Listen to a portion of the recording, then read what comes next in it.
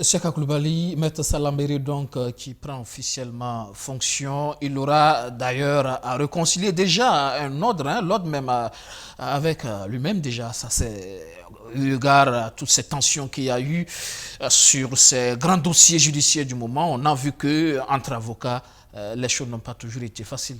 Oui, tout à fait. C'est une responsabilité importante qui échoue à Maître Salambéré ici, hein, de jouer à la fois un rôle d'harmonie au sein donc, de la profession d'avocat. Il a dit lui-même, il a évoqué certaines incohérences avec le contexte régional de l'UEMOA, où il va falloir faire un travail d'harmonisation, mais aussi il faut apaiser les tensions qui existent au sein donc, de la profession d'avocat entre les différents, je ne dirais pas courants parce que c'est difficile à concevoir, mais à l'occasion de plusieurs affaires, et on a pu voir donc un certain nombre de tensions entre différents avocats. Et là, il va falloir qu'il déploie ici des qualités de leadership afin d'arriver à atténuer ces dissensions et permettre que l'ordre fonctionne de façon beaucoup plus harmonieuse. Il y a aussi le défi de soutien à la justice dont le Burkina Faso a besoin, qui accorde aussi un rôle particulier aux avocats, qui accompagnent donc les autres acteurs de la justice et pour que nous ayons une justice totalement efficace dans notre pays. Et il y a les magistrats en face d'eux, mais là-dessus, il va falloir que les avocats jouent un rôle important. Parce que, comme je l'ai dit aussi à un certain nombre d'occasions, quand on veut atteindre l'indépendance de la magistrature, l'indépendance du juge, c'est le rôle des organisations de justice qui est en première ligne. Chaque fois qu'un des acteurs est en difficulté par rapport à son indépendance, il faut que les autres organisations viennent en soutien, de sorte que les prédateurs de l'indépendance de la justice soient mis en recul. Tant qu'on va laisser l'individu seul, un magistrat par exemple, en but donc aux injonctions du gouvernement ou des forces politiques partisanes, il va être difficile pour lui de résister. Mais s'il y a, les organisations de la justice, dans les autres pays, on le voit, chaque fois qu'il y a une atteinte à la justice ou à la profession du magistrat ou même d'avocat, on voit que toutes les professions se mettent ensemble. Les corps de métier se mettent ensemble. Voilà, se mettent ensemble pour contre soutenir le principe. Pas un individu, mais le principe. De sorte qu'il est difficile pour les autres acteurs d'attaquer cette profession-là. Alors qu'on a vu que chez nous, de plus en plus, la tendance est à la division au sein même du corps judiciaire. Sur le dossier de Pouche, par exemple, on a vu par moments toute la difficulté qu'on a eue avec ces avocats qui se sont déportés. Oui. Parfois, le bâtonnier a par moments eu quelques difficultés, même dans le discours. C'est pas évident tout ça. Il faut revoir. D'autant plus qu'il y a un ancien bâtonnier qui est enrôlé dans le procès, Maître Mamadou Traoré, est un des accusés. Donc cela entraîne forcément des dissensions entre les avocats. Mais je voudrais considérer que les difficultés entre les avocats à l'occasion des affaires, à mon avis, ne sont pas définitives. Elles vont se régler avec le temps parce que sur d'autres affaires, les mêmes qui s'étaient opposés vont se retrouver en train de travailler pour le même client. Donc je pense que ça, ce n'est pas forcément un gros problème. Ce qui l'est plus, c'est comment la profession va se positionner dans le système judiciaire et faire avancer ce système-là.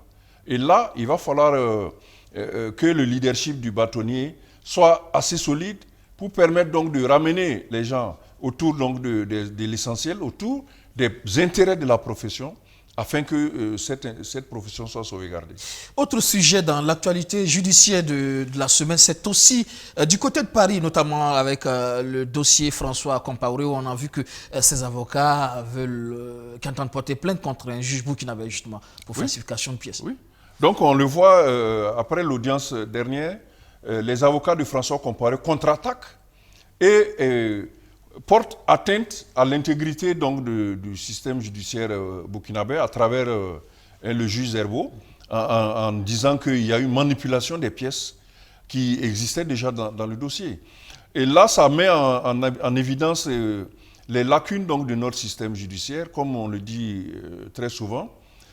On se demande comment un dossier qui a été déjà jugé, ça veut dire que les pièces étaient déjà disponibles, et que ces pièces ont été portées à la connaissance du juge français et que de nouvelles pièces apparaissent qui contredisent celles qui étaient déjà dans le dossier, ça donne déjà un doute. D'où la perspicacité de l'avocat de François Compaoré d'essayer de voir l'authenticité des pièces en question. Et c'est une affaire concrète dans l'affaire qui pourrait mais bien sûr.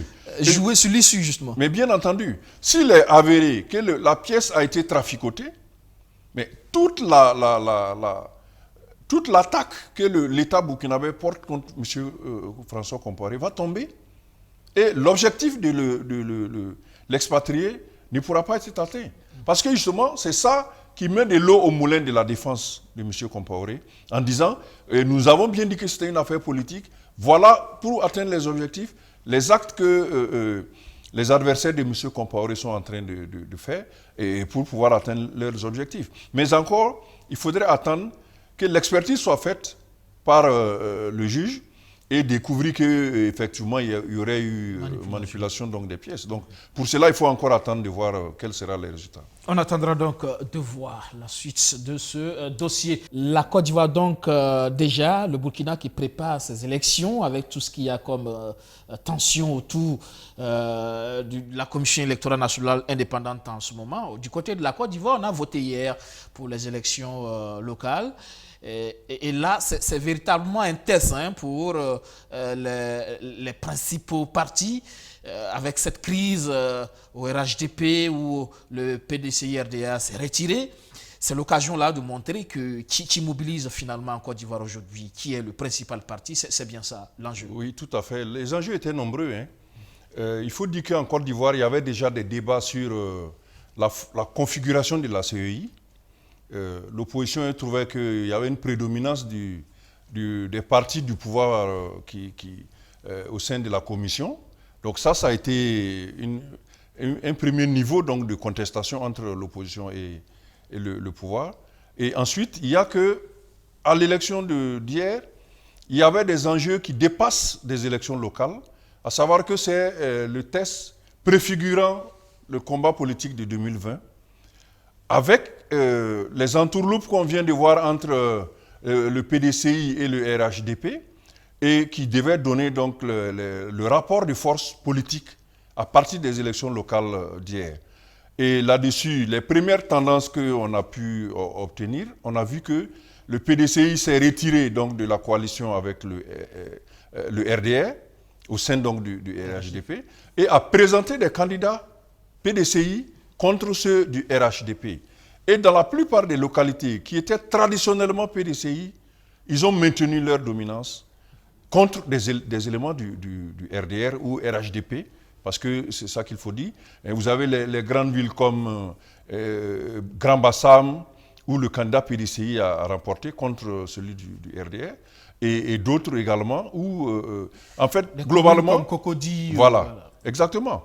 Mais il faut aussi retenir dans cette élection la violence assez importante qui a eu lieu, avec même des morts d'hommes et aussi des casses d'urnes. Je crois que la CEI a même porté plainte contre des acteurs qui ont brisé les urnes. Donc c'est un élément important à retenir en vue de 2020 où on va avoir une élection avec beaucoup plus d'enjeux. Beaucoup plus de tensions. Les enjeux sont à plusieurs niveaux. Autour des candidatures d'abord, parce que là on ne sait pas si Alassane Dramane Ouattara, à la faveur de la nouvelle constitution adoptée, va se représenter. Et à l'issue justement de ces élections locales, voilà. On voit déjà la configuration du rapport de force entre les différents partis politiques en Côte d'Ivoire. Donc il y a la candidature qui va être un enjeu, et il y a l'élection elle-même qui va être aussi un enjeu, en fonction des candidats qui seront présents.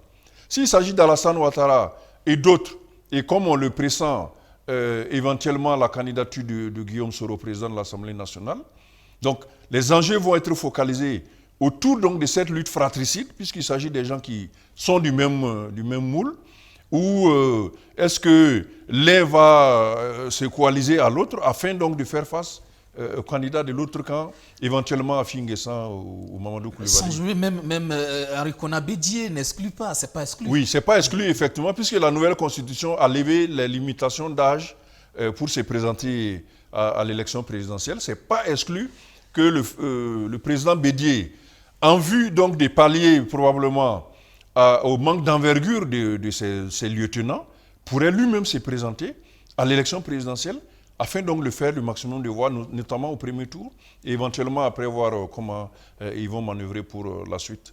Et là, effectivement, il y a effectivement la place des pro-Soro dans ces élections locales. Ça va être déterminant aussi de savoir comment ils se comportent justement par rapport aux perspectives. On verra à la fin donc, de l'élection, avec les résultats définitifs, quelle est la configuration de la Côte d'Ivoire en termes de répartition des postes, de répartition des collectivités entre les différents pôles politiques qui existent dans ces pays-là.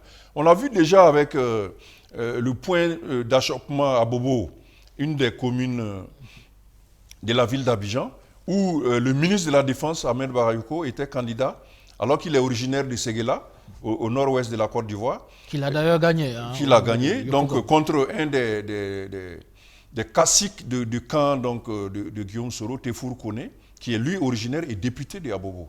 Donc, on sent déjà quelles pourraient être donc, les joutes électorales pour 2020 à partir de ces élections locales qui se sont déroulées hier. Déterminant. Donc, on attendra de voir la suite, les résultats, comme vous l'avez dit, définitifs pour se prononcer sur cette nouvelle configuration de la scène politique là, qui se dessine maintenant. Tout à fait. Mais d'ici 2020, je crois que les élections locales qui ont eu lieu vont également servir de cadre à la lutte politique qui va avoir lieu d'ici 2020. Donc, c'était important pour les uns et les autres de se positionner, d'où cette tension à Bobo, parce que c'est traditionnellement un fief supposé des pro-Soro.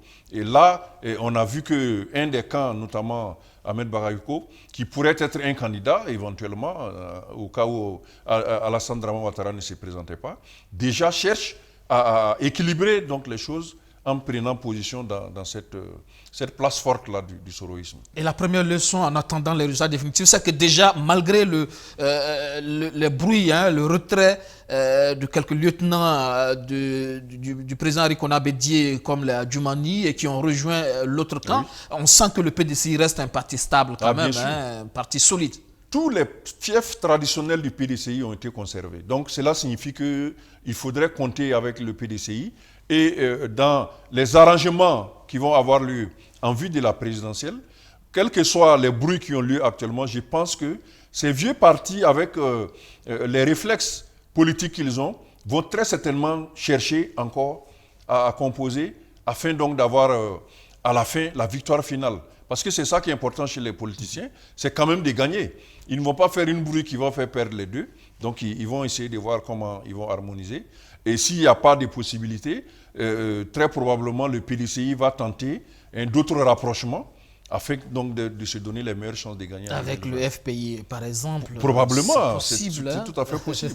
Il y a aussi des forces, les pro-Soro. Exactement, les pro-Soro ou d'autres forces mineures, ceux de j'oublie encore le nom du ministre de l'Est du pays. Donc, il y a d'autres forces, d'autres forces qui peuvent également être des faiseurs de roi dans cette élection avec des gros enjeux en Côte d'Ivoire. On attendra donc de voir. Merci donc, Siaka Koulibaly. Merci beaucoup.